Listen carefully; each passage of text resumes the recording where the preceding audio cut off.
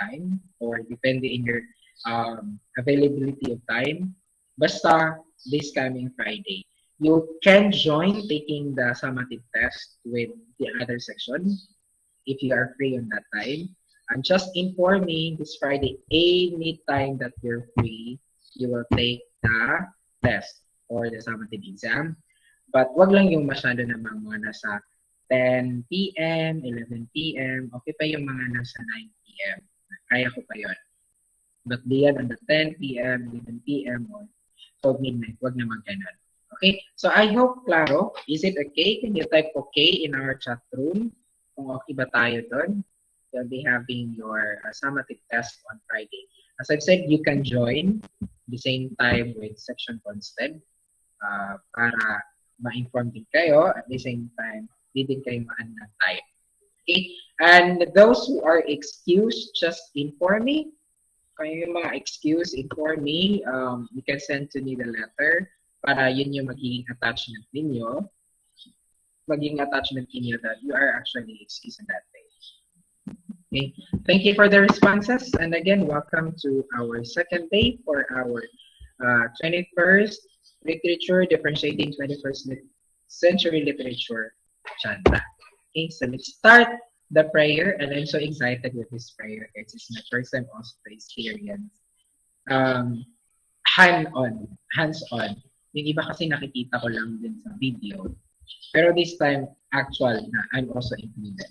Let's have a Princess Alicia Di Maampaw for our Muslim Thai prayer. Miss Princess?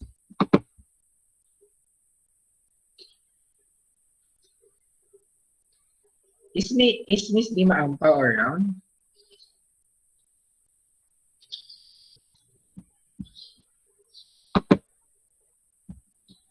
Let me see. Excited ako. Ano yun? Di Maampaw. Ay, wala. Where is she? Excited pa naman ako doon. Miss Fernandez, kindly lead us a prayer. Wala din si Fernandez. Ayan, kita na. Okay, so let us put ourselves in the presence of the Lord. Our Father who art in heaven, hallowed be your name, your kingdom come, your will be done, on earth as it is in heaven. Give us this day our daily bread, and forgive us our trespasses as we forgive those who trespass against us. And lead us not into temptation, but deliver us from evil. Amen. Amen. And Father, the Son, and the Spirit. Amen. Nala ko naman si Hamel. Okay, I was expecting with Dimaampaw, baka late na talaga siyang tumating. Okay, thank you, Miss Fernandez, and you are done with your prayer. Probably tomorrow would be, no, the next meeting will be Dimaampaw or Miss Hako. Just prepare on that as well as Miss Harania. Okay, so now let's proceed to next, our reminder, the use of your microphone, the use also of your camera, and I'm pretty sure that you have all observed this one, and it's really good to know. And this session is also recorded for you to access, possibly, especially those who missed the session. Now let's have the review. Okay, anyone raise your hand? What did we discuss the last time? You can share your thinking. You can read also what did you write. On your activity, on your classroom activity, pwede yun basahin yun. Okay? Is somebody raising a hand? May nag-raise pa tayo ng hand dito. Yes, Mr. Lazon.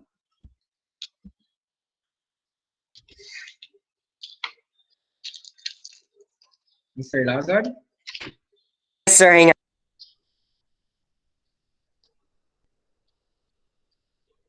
Yes. Medyo choppy yung line mo.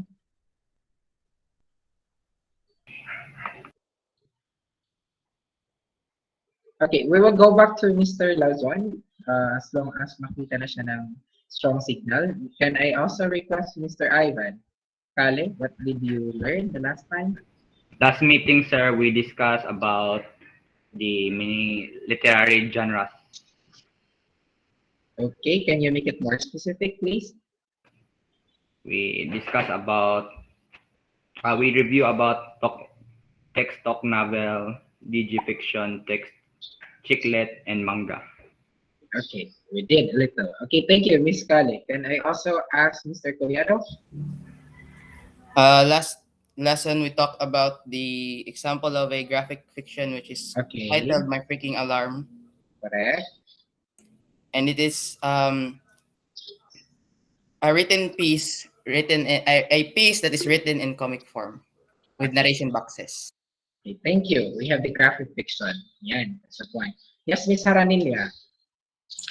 In our last discussion, we also talked about flash fiction, which Mhm. is a style of fictional literature or fiction of extreme brevity, and that it is Okay. present in the or it is being used in the literary structure of the story The Unlucky Winners, written by Mhm. Nikki Johnson. Okay, yeah, thank you. I guess it's all stated. And I'll go back to Mr. Lozon. Do you have something to add, or did you find a strong signal this time? Mr. Lozon? Yan, sir. Okay. Meron isang topic. Medyo putol-putol talaga yung signal niya. O ako lang talaga yung nagputol-putol din. Did you also hear the same thing? Okay. Yes, Mr. Ivan, you can start 8 a.m. on Friday. Pwede kang sumabay sa section 1. Yan. I guess Mr. Lawson has something to share. You can type na lang in our...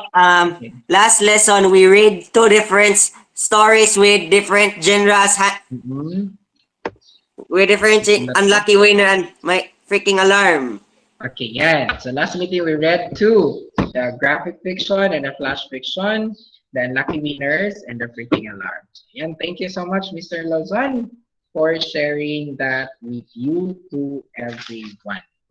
Now let's proceed to our new topic. Okay. Focus tayo dito sa graphic fiction. Continuation ito. Lawson, dito. Lawson. Graphic fiction, or what we call as graphic novel, is a comic book narrative that is equivalent in form and dimension to prose novel. So gaya na nakita natin. The pictures are arranged in sequence. Meron tayong nakita pictures doon in image panels, and dialogues are written in speech bubbles. Pero yung nakita natin, hindi siya naka-speech bubble. Ang nangyari para naka-box lang siya. The illustrations, bakit kailangan yung illustrations? Because the illustrations allow the reader to imagine. Take note, we are also dealing with imagery. So to imagine, mas iba kasi may vivid tayong picture. We call that one as basta visual. May mga learners tayong visual, kagaya ninyo, kagaya ko. I'm a visual learner. Dapat nakikita ko talaga na babasa ko for me to grasp the idea. Imagine and experience the characters and events in the story. Here are some of the features of graphic fiction or graphic novel according to Say. If we will try to go back to my freaking alarm, so i-visualize ninyo, i-picture out ninyo, tingnan niyo sa ating module, then let's have to identify one by one if the characters, if the features are present there. Pakilagay niyo ng yes kung andon. Pakilagay niyo ng no sa chatroom natin pag wala. Okay, so let's start with number 1. We have these orthographic forms are the marks of author's handwriting which creates an impact that the whole novel is a manuscript and thus provides a sense of intimacy. Meron ba na-observe ba natin doon sa ating graphic fiction? Sa ating My Freaking Alarm? Yes or no? Lagay lang ninyo. You are actually evaluating the piece in your own understanding. So meron na siyang orthographic forms that are marks of the author's handwriting which creates an impact that the whole novel or the whole story is a manuscript yun sa kanya and thus provides a sense of intimacy. Wala pa akong nakikita mga responses dito sa chat room or baka naglo-loading pa. Can I hear? And can I also read that one? Yes or no? Wala pa rin ako nakikita. Ayan. May nakalagay ng no mula kay Lopez. No also from Polido, Russell, John Paul, Ayan, so wala nakikita. But the whole thing, I believe that is a manuscript of him. Galing talaga sa kanya. Okay, so that's your observation. Number 2, graphic novels encourage interactivity in the minds of the heart of the reader. Graphic fiction pala yung naibigay ko na ano, kaya pala no. Okay. Graphic novels encourage interactive in the mind of the reader as he feels, pero the same lang naman yung concept din natin doon. Okay, kaibahan lang, fiction tapos yung novel. He fills in the blanks between image panels. Meron, we observed that one. Correct yun. Number 3, filling in the blanks between image panels makes the reader imagine the action portrayed in a story. That's also correct. We identified that one. Number 4, the language, the syntax, and the meaning. When you say syntax, the arrangement of the sentences and meaning of a graphic novel spring primarily through the relationship between images than words. It's correct, diba? There is a relationship with the image as well as with the work of the text. And lastly, graphic fiction combines book and screen. Book and screen. Kung we will interpret that one literally, halimbawa na lang yung digifiction natin na Harry Potter, diba? If you can see, may mga illustration din yung ibang mga books na ganyan. And it's also in the book, at the same time, nilalagyan din natin sa screen, like the cinema in a movie, binibigyang buhay. Because the story is really effective, the story is really inviting. Okay, so it's a yes. Okay, so now that you have identified its feature, at kung you're fond of the Mockingbirds, you're fond of the reading yung mga novels pa, mga series, may mga sequel. So, that's part of the digital fiction. Digital fiction. Fiction tayo, like fantasy. So, example nito, In the Shadow of No Tower, 9/11. Wala namang period, kaya siguro I can read this one as no. Dito na si Limampaw. Okay, by Art Spelgeman in 2004, which tells the story about the terrorist attack on September 11. That's why the title is 9/11. If you're familiar with the Twin Tower, are you familiar Yes, with sir. that? Okay, yan. Thank you, Mr. Lazon. Sir Jim, Construct World Trade Center. Yeah. Ay, grabe. May nakalagay talaga. 1973. Perfect yung year. Yeah. Thank you, Mr. Lazon. Here is some of them. This also depicts the traumatic and tragic experiences of American people during the 9/11 terrorist attack. So kung inyo nakikita, may mga portrayal siya na tower, tapos yung mga words niya related also to the text and the image presented. So that's the form, the picture niya. The second one, we have also the Barn Owl's Wondrous Capers by Sarnak, dito. Wandering Jew. So nakikita niyo dito, nasa street siya, 'di ba? So nagwa-wander siya dito. So may mga bubbles. Yun nakikita. Yeah. Then the third one, we also have this what we call as Louis Real by Chester Brown. It is a fictionalized violent rebellion. So kung inyong nakikita, nakabubble siya. Ayan. Tapos may mga gun. May mga gun. Sa Canadian, ito, may mga gun, may mga blah, blah, blah. So there is really a comic type. Okay, so graphic fiction, or we call this one also the graphic novel. So is there a relationship with the text or the words as well as the image? Yes, there are. And it's arranged in a comic form. Okay, so did you understand the features? Did you get paano yun siya, yung mga features natin sa graphic novel natin? Or graphic fiction natin, can it type? Okay, yes, in our chat room, if you get it. Kung nakuha yun, thank you very much. And let's proceed to the next part.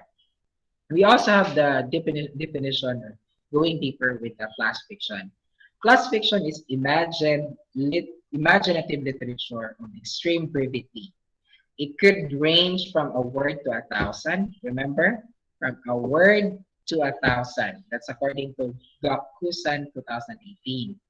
It is known as micro-stories, postcard fiction, nano-tales, and shorts. Short story ata ito. Okay. According to Sustana, to 2020, most of the flash fictions have these common characteristics. And it's also shared by Ms. Hanilia kanina about the word brevity. Flash fiction presents a story with fewest words as possible. Okay? So, nanibago na tayo ngayon. Remember, we are on the 21st century. So, our flash fiction now is having an observing brevity. In our story, ano title nga noon? Yung The Unlucky Winner. The Unlucky Winner. Did we observe brevity on that? Yes or no? Tayo sa chatroom natin, meron ba tayong brevity na na-observe? Yeah, we did. Okay, so fewest words lang. Pangalawa, complete plot. Mula sa ating introduction, sa exposition, sa rising, sa climax, sa falling, tapos sa dinoma natin. Kompleto na, kompleto Ricardo, in a short story. Flash fiction emphasizes, yes, thank you. Flash fiction emphasizes the development of plot. It has a beginning, it has the middle, and it has the ending of the story. But the ending of the story, the Unlucky Winners, you can provide your prediction. Diba? Ano kaya yung nangyari kay Jane? Ano kaya, magre-regret kaya siya kasi nag-spend niya yung half of the money? Mamamatay kaya siya? Ano siya, hanapin niya kaya yung kung anong nangyari talaga kay Pete? So, it's an open-ended story. It's an open-ending story. However, you can provide the beginning, you can provide the middle, you can provide also the ending part. Now, I'll be asking you, in the Unlucky Winners, did we observe complete plot? Yes or no? Can you type in our chat room? Nag-observe ba tayo ng complete plot natin? Meron ba tayong beginning? Meron ba tayong middle? Meron ba tayong end? Can I ask Mr. Hammond, what makes you say no? Sir, Yeah, your answer is no. Okay, what makes you say no that it doesn't have a complete plot?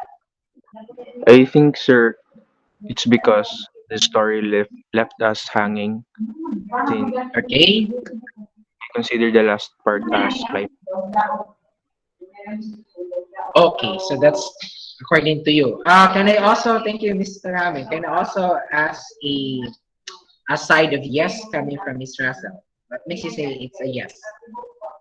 For me, yes, sir, because according to the story, it starts with the introduction, which is the beginning, and there's a conflict rises, and Yeah, correct. we left hanging yet there's readers interactivity, sir. Okay, actually, it is yes. It has a complete plot. Though you might say the ending is open-ended ending, but remember, it's still an ending. Meron tayong tag, open-ended, saka closed-ended type of ending. Pag sinabi natin open-ended, pwede ikaw as a reader, 21st century reader, pwede ikaw yung magbigay ng palagay mo kung ano yung maging katapusan ng kwento. However, we have this also closed ending wherein meron talaga, the ending is provided, namatay yung main character, di kaya yung main character, ano nangyari sa kanila. So there is a provided ending on that. Whether it's an open ending or it's a closed ending, it's still part of an ending. So it still has a complete plot, even if it has only a short few words. Okay? Kasi tama yung sabi ni Russell, nakita doon yung conflict, nakita yung resolution, nakita din yung rising. So, andun siya. Okay? So, the last one, we have also surprising ending. Okay? The successful hallmark of a flash fiction is its twists at the end of the story. So, kung nakikita natin doon, meron tayong twist, di ba? Yung nakita niyo yung hat. Di ba? Palagay natin na, kasi hindi nakita ni Jim si Pete, so, siguro ni Jim, sige, spend ko na lang yung money, yung half of the money. So, ang naging twist doon, no, dapat hindi mo siya spend. Kasi nagpakita ngayon ng symbol, nagpakita ngayon ng foreshadowing, yung hat ni Pete. Okay? So, there is a twist in that. So, baka yung twist nun, lagyan mo ng ending nun, baka pinatay si Pete, diba? Parang ganun yung storya. Okay, so did you understand the characteristics natin ng flash fiction natin? Kindly type yes in our chat room kung nakuha ninyo. Capital yes. Para maiba naman yung yes natin. Capital yes na intense talaga. Ayan. Thank you very much. And now we can proceed, I guess. Examples, we have these Angels and Blueberries by Tara Campbell. Is a short of the various explanations for the color of the sky that involves angels and blueberries. So if you first line ito, why is the sky blue? You ask. Well, it all depends on who's answering. So, kasi naman, pwede naman yung sky sa kanya, green. Diba?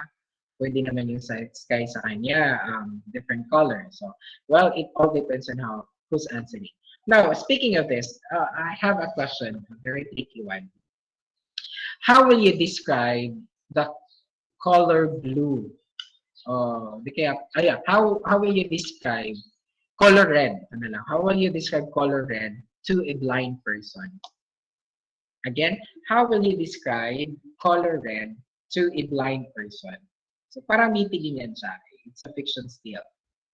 Kung kayo yung tatanungin, paano mo i-describe? Halimbawa, ako ang bulag.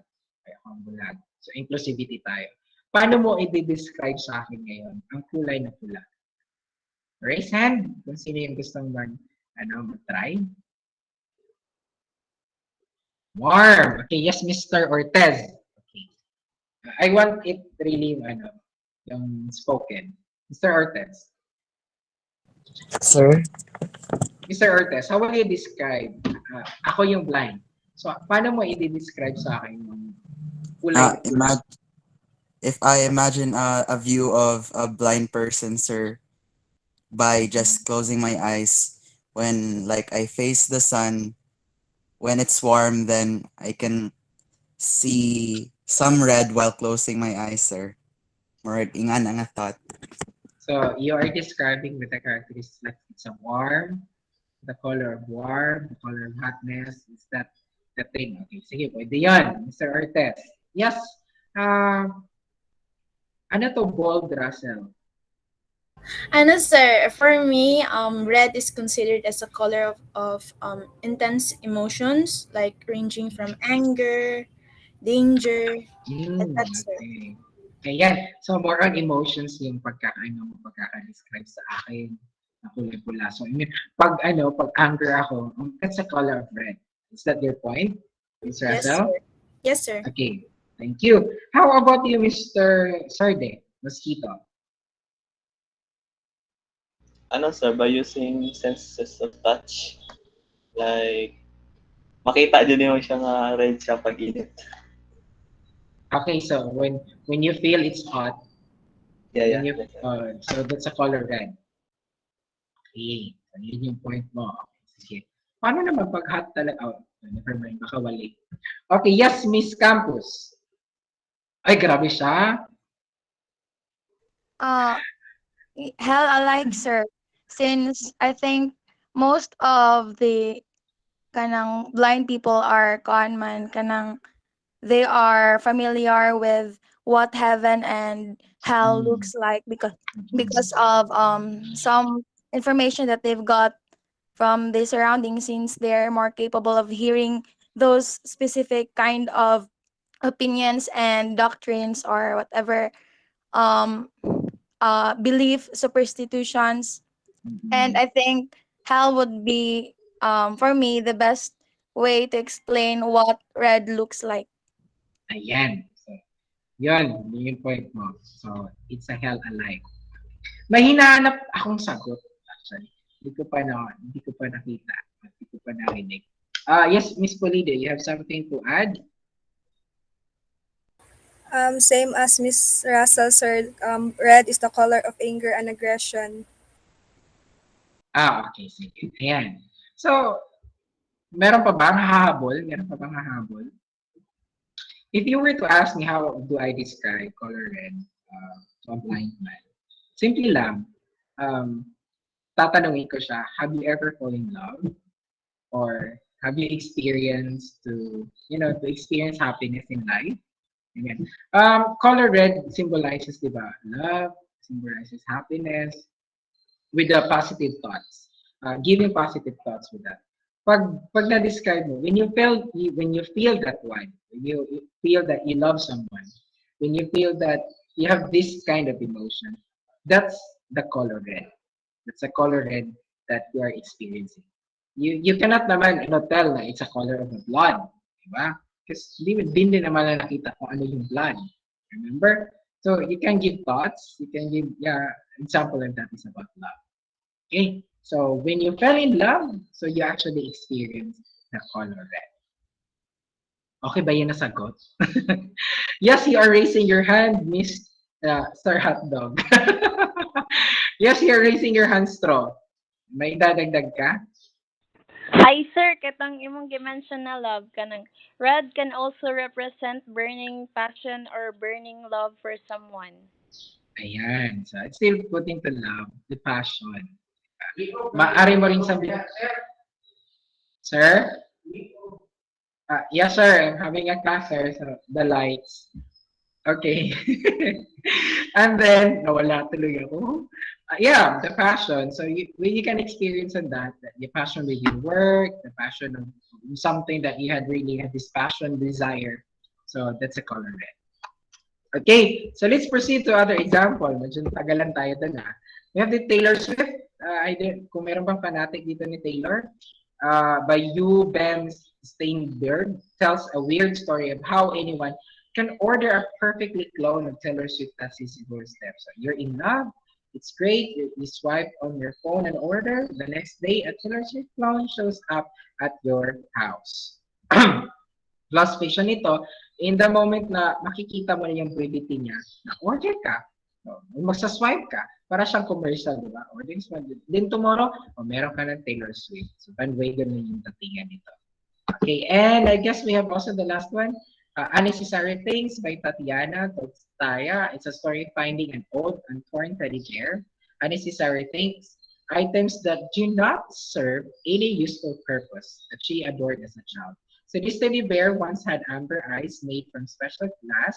Each one had a pupil and an iris. The bear itself was gray and stiff, with weary fur, and adored him. Yung bang, kahit anong gawin mo sa isang bagay na hindi naman ka-adore sa iba, hindi naman ka kagandahan sa iba, but there is something you can really, you cannot explain bakit gusto mo yan.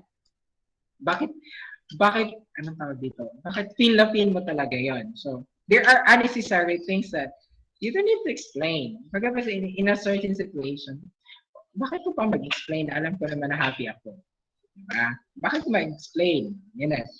Those are things which are necessary. That sometimes you can also just live it as long as you're happy with it. Okay?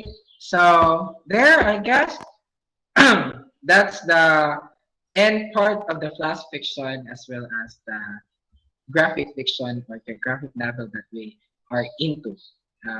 Deep discussion or deep in discussion with that. May mga tanong tayo. We still have time. We still have 10 minutes before I give you your output this morning.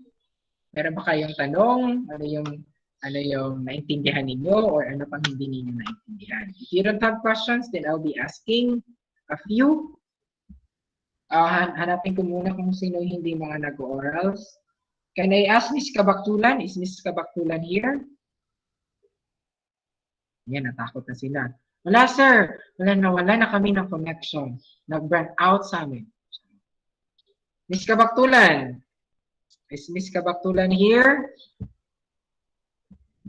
Tingnan ko sa listahan. Andito si Kabaktulan. Heart. Kami mag-chat sa akin. Sir, nasira ang mic. Ganon. Miss Kabaktulan.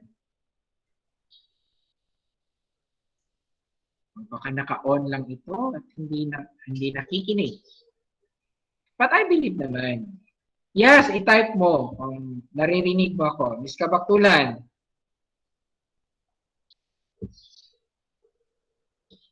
Dito tayo sa attendance eh. Kabaktulan. Nak, pag ayaw sumagot, mababaog daw.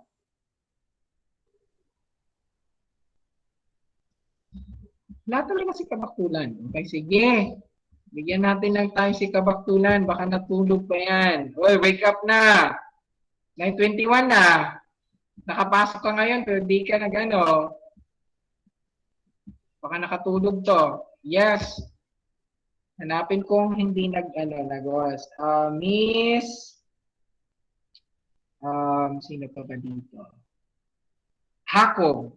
Dito ba si Hakob? Ganda. Hakob. Or ako lang.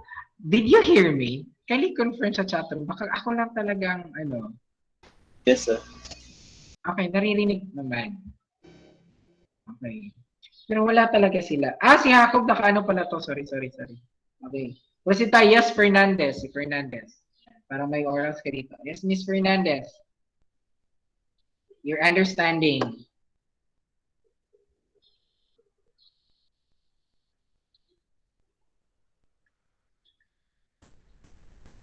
Sorry, sir. Unsa gani yung question? Oh my God. Ano yung naintindihan mo sa lesson ngayon?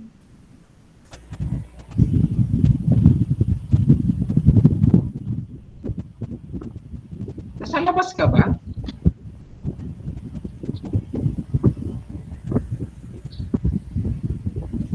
Miss Fernandez, are you outside?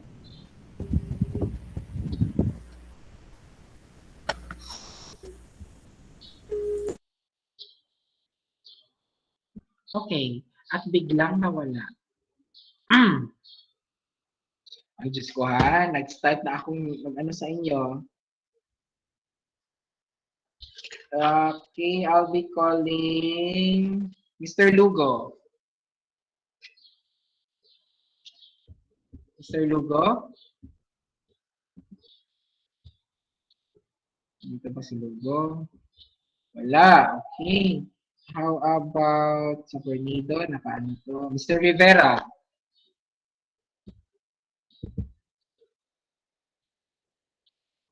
Wala din. Sir? Ayan. So what did you understand today's lesson? Today's discussion? Sir, late po nakapasok, sir. Galing po ko sa CR.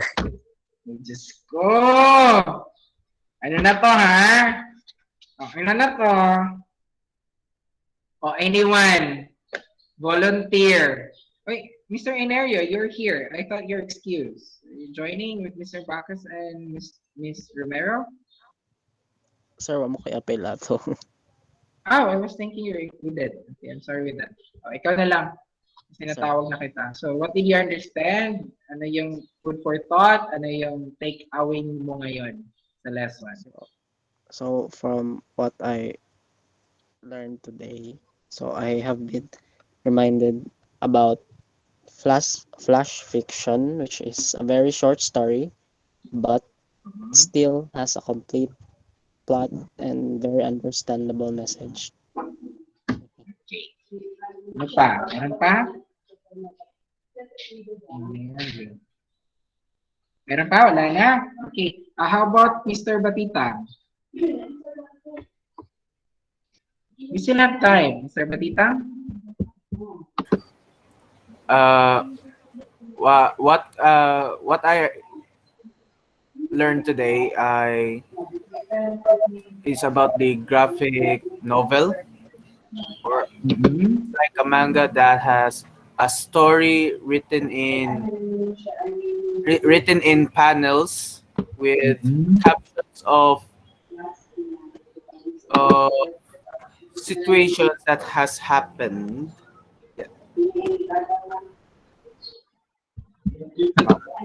Sandali lang, di ko masyadong nag-gets. Ano yun? Ulitin mo ulit.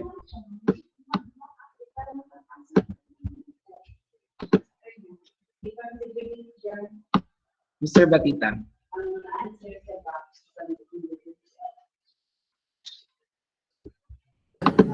Pwede rin ako i-type, sir? Bakit kita type? You're already having ano naman. Naman yun nagtrabaho diri, sir. Okay, sige. I have to consider that. So while waiting for his answer, so this would be your activity for today. You have examined the similarities and differences of graphic fiction and plus fiction. Further, explore the genres by writing the 30-word story below, may bibigay ako dito, as a 3-panel comic. Use the rubrics below as your guide. Just attach the scanned picture of all your PDF form. So ito siya, yung ating 30-word story. Have you seen it on the screen? May nakikita kayo? Can you confirm? Yes, sir. Yes, sir. Okay, yan. So here, ito yung 30-word story. Dali lang, bakit mag-music? Ayan. Dali lang, biglang mag-music. Okay, yan. So, basahin nyo to.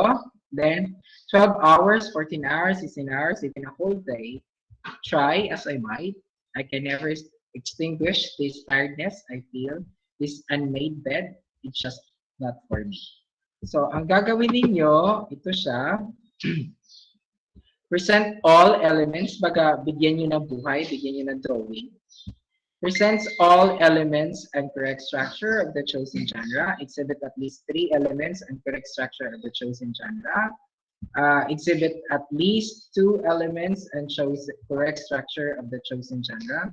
Does not present elements and correct structure. Ito siya, may kang structure, meron kang creativity, meron kang mechanics. Ang gagawin nyo, gagawa kayo ng graphic fiction. So, pwede nyo i-scan or di kaya in PDF form. Okay lang naman kung hindi ganun kaganda yung magiging drawing ninyo. Then, ang magiging basis is itong 300 word. 300, which is the flash fiction that we had. 30 word story. Then, ang gagawin nyo, gawa kayo ng graphic fiction. Naintindihan? Did you get the instructions? Yes, sir. Yes, sir. So, I'll be assigning this to you. Walang due date ito. 100 points. And it's assigned. Ayan. And we're done with our discussion this morning. And we are totally done with our Module 7 that talks about the 21st, differentiating 21st literary genre. Ang bilis natin. Okay, so for assignment, tapos ko na, nasend ko na, walang due date yun siya. So for your summative test, that would be on Friday. As I've said, kita-kita tayo sa Friday. You can join the Brunstead. You can also have the schedule kung saan kayo free. Just make it sure na wag naman yung masyadong gabi. Okay? Plus points, anay ko. Hindi sa sinasabi kong plus points, yun siya pag may kulay. Just focus on the rubrics. So kung ano meron sa rubrics, yun yung ibigay ninyo. Kung gusto niyo yung kulayan, that's also additional part of your being creative. Okay? So meron kasi tayong rubrics na pinapalo, so doon ako mag-rate. So, siguro kung magustuhan ko, baka may additional ako na maibibigay na credits for that. Okay? So I'll be stop sharing. Open all your camera. And then let's have the picture taking. Then we're good to go right after. Ay, sir, among gamiton nga text, sir, kay katong imong gihatag. Yes, doon kayo makafocus. So gawa kayo na sarili niyong bubble text. Dito na, may sinulat na si Batitang. What I understood the topic today, graphic novel sa comic or manga of sequel art. Sige. Thank you, Mr. Batitang. Correct yan. Relationship, may related sila. Kumbaga, mga relatives niya yan. Okay, open your camera. Is Mr. Incendentia around? Yes, sir. Okay, and so I'll just stop recording muna. Okay. Classwork.